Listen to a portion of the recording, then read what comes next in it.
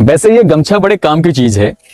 अगर गर्मी आए तो लू के थपेड़ों से बचने के लिए चेहरे पे बांध लो, और सर्दियां हो तो इसे कानों से बांध लेने के बाद, कान ढकने के बाद सर्दियों से बचा जा सकता है।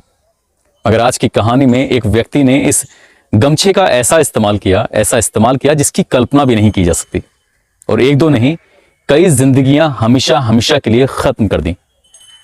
जिसने भी इस गमछे के बारे में सुना वो देखकर हैरान रह गया था। जिसने भी इस गमछे के बारे में सुना वो परेशान हो गया था, क्योंकि उस व्यक्ति के गले में ये गमछा 1-2 साल से नहीं था, लगभग 10 साल से इसी गमछे को वो देख रहे थे। ऐसा ही गमछा बांधकर वो व्यक्ति रहता था। और जब उसने उस घर में फोन किया, काश वो फोन नहीं करता तो ये राज हमेशा हमेशा के लिए दफन हो जाता। मगर ये राज नहीं रहा, अब ये बात पूरे जमाने को पता चल गई है। दरअसल वो व्यक्ति एक घर की बुजुर्ग महिला को, उस बुजुर्ग महिला से उस व्यक्ति की दोस्ती होती है, और वो फोन करके कहता है कि अब वो इस दुनिया में नहीं रही है, वो तो कद की मर चुकी है। बुजुर्ग महिला कहती है कि कहां है, उसे दिखा तो दो। और जब दिखाते हैं तो सबके रोंगटे खड़े हो जाते हैं, सबके पैरों तले जमीन खिसक जाती है। और सबसे ज्यादा परेशानी अगर किसी को होती है तो पुलिस को होती है। क्या पुलिस भी कभी परेशान होती है? मगर आज की इस घटना में पुलिस सबसे ज्यादा परेशान थी, सबसे ज्यादा हैरान थी।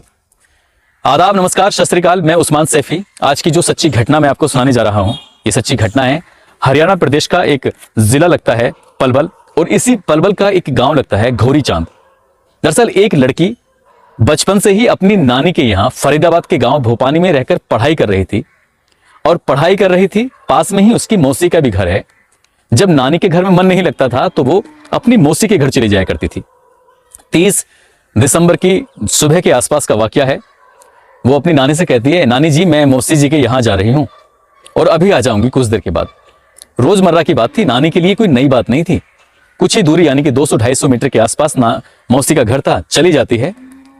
नानी इंतजार कर रही थी, कई घंटे बीत जाते हैं लेकिन वापस लौट कर नहीं आती। तो नानी की चिंता बढ़ने लगती है। स्वाभाविक है, एक 21 साल की लड़की जो अभी BA 3rd ईयर में पढ़ रही है, नाम उसका रिया है, अचानक से गायब हो जाए तो किसी की भी मुश्किलें बढ़ जाएंगी। और वैसे भी लड़की हो तो वाकई बढ़ना लाजमी है। मौसी से पूछा जाता है, मौसी मना कर देती है। फिर अब बात नानी तक थी, फिर मौसी तक पहुंच जाती है, और बात फिर उसके गांव घोरी चांदी पहुंच जाती है। उसकी माँ, उसके पापा से पूछा जाता है तो कहते हैं हमें भी कोई जानकारी नहीं है। परिवार वालों ने ऐसी कोई जगह नहीं बची थी जहां उस बेटी को तलाशने की कोशिश नहीं की। धीरे धीरे करके घंटे दर घंटे गुजर रहे थे, मगर उस बेटी का कहीं पता नहीं चल रहा था। इसके बाद ये परिवार के लोग इकट्ठा होकर भूपानी थाना है वहां जाते हैं और अपनी बेटी की गुमशुदगी दर्ज कराने की बात करते हैं। मगर पुलिस अमूमन जैसे सोचती है, इस मामले में भी पुलिस ने वैसे ही सोचा। कहा कि किसी के साथ चली गई होगी।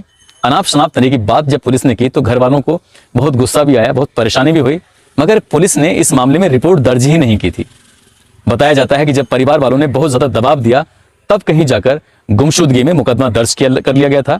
और फिर वो अपनी तरीके से उस बेटी को तलाशने में तमाम कोशिशें कर रहे थे। और तमाम कोशिशों के बीच एक फोन आता है। फोन किसी और का नहीं था बल्कि नानी के साथ सत्संग में जाने वाला एक बुजुर्ग व्यक्ति है, जिसकी उम्र अभी लगभग 55 साल के आसपास है। उस बुजुर्ग व्यक्ति ने फोन किया कि बहन जी कैसी हैं आप? कहती हैं भैया मैं ठीक हूं। तेरा लाली का कहीं पता कुछ चला कि नहीं चला? बोले लाली का अभी कहीं पता नहीं चला। बोले लाली तो अब इस दुनिया में है ही नहीं, वो तो कद की मर चुकी है, मैंने तो उसे बहुत करीब से देखा है।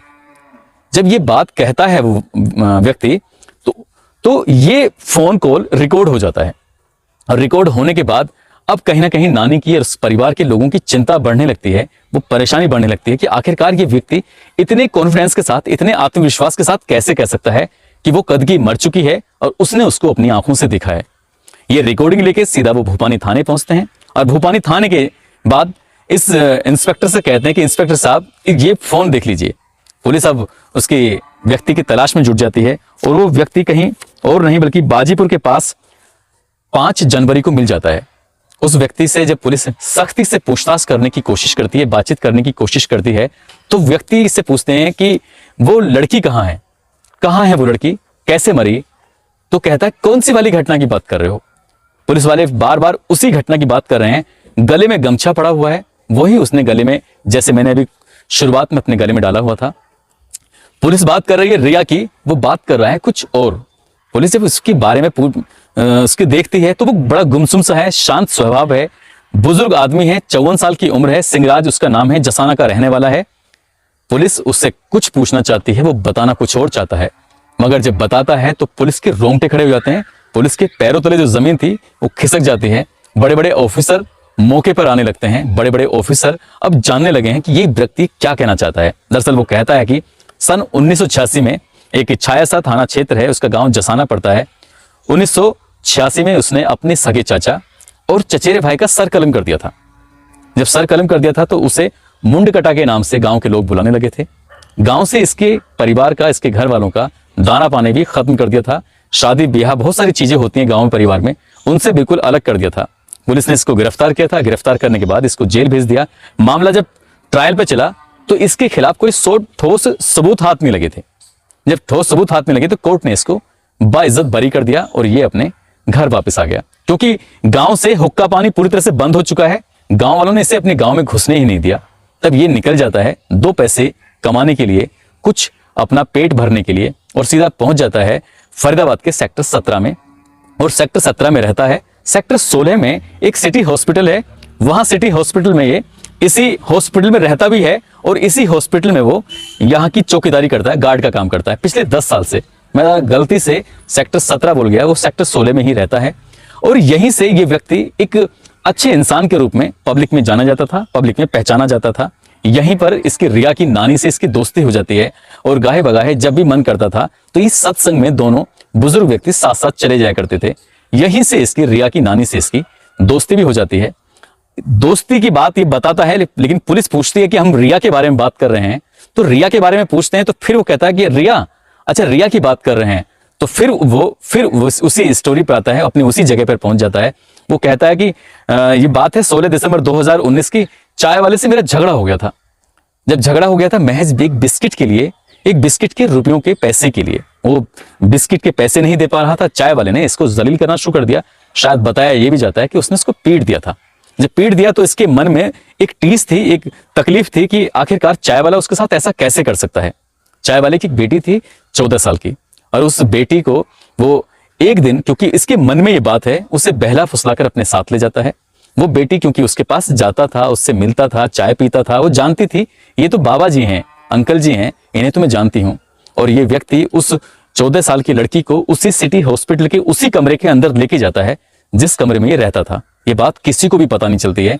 2 दिन लड़की उसके साथ रहती है और 2 दिन साथ रहने के बाद उसके साथ वो सब कुछ करता है जो शायद एक व्यक्ति को, एक आदमी को किसी बच्चों के साथ, किसी के साथ नहीं करना चाहिए, बल्कि उनके साथ करना चाहिए जिनके साथ समाज या फिर कानून परमिशन देता है, अनुमति देता है। अब उसे लगा कि ये लड़की शायद ये बात खोल देगी या पोल खुल जाएगी, तो उसने उसी गमछे से उस लड़की को गला दबाकर उसकी हमेशा हमेशा के लिए मौत की नींद सुला दिया। और जैसे ही दिन निकलता है, दिन निकलने से पहले ही उस लड़की को वो एक बोरी में एक गठरी बांधता है और अपनी साइकिल पर रखता है और आगरा नहर में जाकर उसको डिस्ट्रॉय कर देता है, फेंक देता है। अब उस लड़की की सब जगह तलाश की जाती है, मगर उस लड़की का पता नहीं चलता है। पुलिस फिर उसको डांटती है, हम बात रिया की कर रहे हैं, तुम क्या बात कह रहे हो, हमारी कुछ समझ में नहीं आ रहा है। उसके बाद वो कहता है रिया की बात कर रहे हैं। तो फिर आगे उसकी कहानी बढ़ती है और वो फिर पहुंचता है, कहता है कि अगस्त 2020 की बात है, एक जब चारों तरफ सन्नाटा पसरा हुआ था, लॉकडाउन लगा हुआ था, कोई किसी से मिल नहीं रहा था, सब शांति वाला एरिया था। तब एक 12 साल की लड़की कुछ सामान की खरीदारी करने के लिए अपने घर से निकलती है और सामान को खरीदने के लिए दुकान से वापस अपने घर जा रही थी। सुनसान इलाके में ये बुजुर्ग व्यक्ति 54 साल का, जिसका नाम सिंगराज है, उस बेटी को अपने पास बुलाता है। कहता है बेटा इधर आओ, मैं तुमसे बात करना चाहता हूँ। और बड़े प्यार से उस बेटी को बुलाया था। उस बेटी को वैसे ही लेके जाता है उस कमरे के अंदर जैसे क्या अब से पहले उस चाय वाली की बेटी को लेकर गया था, और वहां ले जाकर उसके साथ वो उसे भी 2 दिन बांध के रखता है और 2 दिन उसके मुंह में कपड़ा ठूंसा हुआ था। और वही गंदा काम जो उसने पहली वाली लड़की के साथ किया था, वही काम इसने इस दूसरी वाली लड़की के साथ भी वैसे ही काम किया। जब 2 दिन में इसका जी भर जाता है, मन बहल जाता है, उसको भी उसी गमछे से मौत के घाट उतारता है। अगले ही दिन, जब दिन निकलने से पहले पहले उसको बोरी में बंद करता है, साइकिल पर रखता है और फिर आगरा की नहर में जाके उसको डिस्ट्रॉय कर देता है।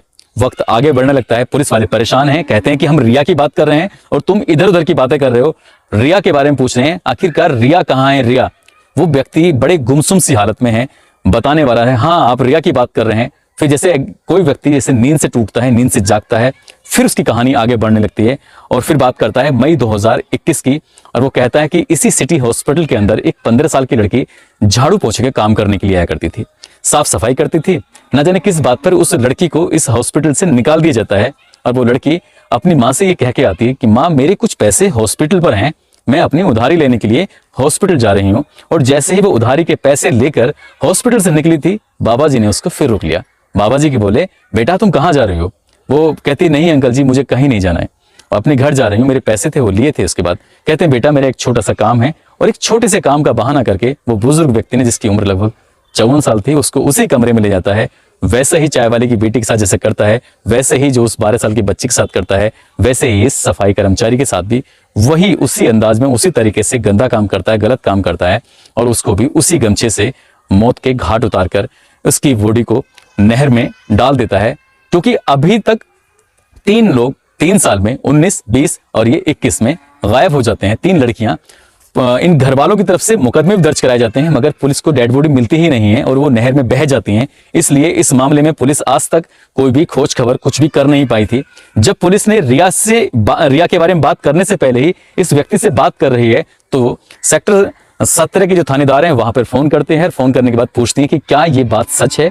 पुलिस वाले कहते हैं कि हाँ, गुमशुदगी तो दर्ज है, लेकिन ऐसा हुआ था, हमें कोई जानकारी नहीं है। पुलिस ने अगर मामले को गंभीरता से लिया होता, भूपानी पुलिस ने मामले को गंभीरता से लिया होता, सेक्टर 17 की पुलिस ने अगर मामले को गंभीरता से लिया होता, तो ये व्यक्ति कोई कहानी नहीं सुना रहा होता। और अभी रिया की कहानी सामने आई नहीं थी। रिया के बारे में बात चल ही, पुलिस जानना चाहती है, वो और कहानी बता रहा है। यानी कि अब तक उसने अपने चाचा और एक चचेरा भाई और 3 लड़कियों का मर्डर वो कर चुका है। अब तक कुल मिला के 5 हो चुके हैं। रिया की कहानी सामने आई नहीं रही थी और जैसे जैसे ये कहानी आगे बता रहा है, वैसे वैसे पुलिस के रोंगटे खड़े हो रहे थे। पुलिस की भी सांसें उखड़ने लगी थी कि एक व्यक्ति हमारे ही इर्द गिर्द रहता है, हमारे ही पास में रह रहा है, लोगों के बीच में रहता है, सैकड़ों लोग यहाँ आते हैं जाते हैं, सब कुछ हो रहा है, मगर ये व्यक्ति 10 साल से यहाँ रहने के बाद भी वो आखिरकार क्यों नहीं पकड़ा जाता? पुलिस फिर उससे सख्ती से पूछताछ करती है, कहती है कि हम रिया के बारे में पूछ रहे हैं। तब जाकर कहीं वो रिया के बारे में बात करता है, और जो बात करता है तो वैसे ही रोंगटे खड़े होने वाली बात थी।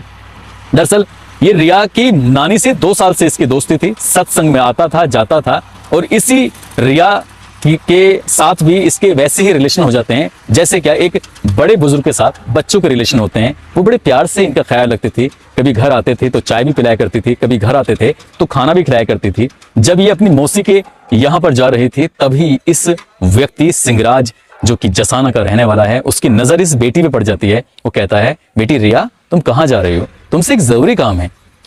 रिया जैसे ही आगे बढ़ रही तो रुक जाती है। हाँ बाबा बताइए। और वो बाबा उस लड़की को लेकर अपने साथ चला जाता है, और साथ जाने के बाद उसके को हाथ पैर बांधकर उसके साथ वो मनचाहा घिनौना काम, जिसकी उसको आदत थी, जो वो काम करता था, उसके साथ भी वही काम करता है। और वही काम करने के बाद 2 दिन यानी कि 30 दिसंबर 2021, 31 दिसंबर 2021 तक उसे अपने साथ रखता है। 2 दिन तक वो बेटी जिंदा रहती है। 2 दिन के बाद यानी कि 31 तारीख की रात को जब लोग नया साल मना रहे थे, तब उसने इसके साथ उसी गमछे से गला दबाकर उसकी हत्या कर दी। और हत्या करने के बाद उस बेटी को बोरी में बंद करने के बाद साइकिल पर रखकर सीधा वहां छोड़कर आता है। और छोड़कर आने के बाद इस बेटी को वो नहर में बहा नहीं पाता। दरअसल ये इसकी जो लाश है, इसकी जो डेड बॉडी है, वो झाड़ियों में अटक जाती है। पहले दिन उसे फेंक जाता है और अगले दिन फिर आता है और उससे अगले दिन फिर आता है। यानी कि 1 जनवरी और 2 जनवरी को वो आता है, उसके पास बैठता है, देखता है, एक लकड़ी लेकर उस लकड़ी से उस बोरी को आगे पानी में बहाने की कोशिश करता है, उस लड़की को आगे बहाने की कोशिश करता है, पर वो बहती नहीं है। यहां से वो उसका फोन भी अपने साथ लेके जाता है। जब घर वाले बहुत परेशान हैं, नानी ने इससे पूछा भी था, सिंगराज क्या तुमने हमारी बेटी को देखा है? तो सिंगराज उस टाइम तो बताता नहीं है, न जाने क्यों इसके दिमाग में आता है और वो नानी को फोन कर बैठता है। नानी से कहता है कि पता है रिया कहाँ है? नानी कहती है, कहाँ है? वो तो कब की मर चुकी है, वो तो मैंने अपनी आंखों से देखा है उसको। वो इसलिए पूरे आत्मविश्वास के साथ कहता है, क्योंकि उसने उसको मारा था, क्योंकि उसी ने उसको मार के उस नहर में फेंका था, जो आगरा की नहर थी। फिलहाल रिया अब हम लोगों के बीच में नहीं है, रिया अब मर चुकी है। पुलिस ने जब उसका पोस्टमार्टम कराया, पोस्टमार्टम रिपोर्ट में बहुत सब बातें आती हैं जो शायद नहीं आनी चाहिए थे। वो व्यक्ति को बाबा मानती थी, अपना बुजुर्ग मानती थी, अपनी नाना की तरह मानती थी, और उसी व्यक्ति ने उस रिया को हमेशा हमेशा के लिए न केवल मौत की नींद सुलाया, बल्कि इसके घर के परिवार के जो सपने थे अपनी बेटी को लेकर, पढ़ाने लिखाने के लिए इसको फरीदाबाद भेजा था अपनी नानी के पास, ताकि वो अच्छी एजुकेशन हासिल करके कामयाब हो जाएगी, कुछ बन जाएगी। वो सारे सपने धरे के धरे रह गए। मगर जो भी इस घटना में हुआ है वो वाकई इंसानियत को शर्मसार कर देने वाली घटना है। उस बुजुर्ग के मासूमियत को देखकर कोई भी यकीन नहीं कर रहा है, उसके गमछे को देखकर कोई भी यकीन नहीं कर रहा है। सैकड़ों लोग उसको देखते थे। जब लोग हॉस्पिटल में इलाज कराने के लिए आया करते थे तो आसपास के लोगों के बीच में वो रहता था। कोई भी यकीन नहीं कर रहा है कि एक बुजुर्ग व्यक्ति आखिरकार कैसे ये सब कर सकता है। दोस्तों, आपको बताता चलूं, 1986 में जब इसने अपने चाचा का और चचेरे भाई का कत्ल किया था, उनका मर्डर किया था, तो पर्याप्त सबूत नहीं मिल पाए थे। वैसे ही 2019, 2020 या 2021 में जो इसने 3 कत्ल किए हैं, उनके भी पर्याप्त सबूत मिलेंगे या नहीं मिलेंगे ये तो खैर नहीं पता, लेकिन रिया के मामले में पुलिस को पर्याप्त सबूत मिले हैं। इसकी वॉइस रिकॉर्डिंग भी है और बहुत सारी चीजें हैं जिसके आधार पर पुलिस ने इसको गिरफ्तार करके जेल भेज दिया है।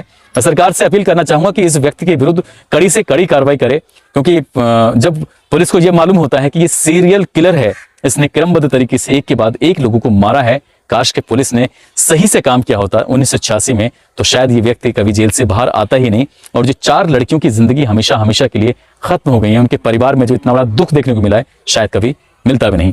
दोस्तों, इस कहानी को सुनाने का उद्देश्य किसी को परेशान करना नहीं है, किसी का दिल दुखाना नहीं है, बल्कि आपको सचेत करना है, आपको जागरूक करना है। आप अपने आसपास लोगों पर भरोसा तो करें, लेकिन इतना भी ना करें कि बिल्कुल अपनी आंखें मूंद लें, आंखें बंद कर लें।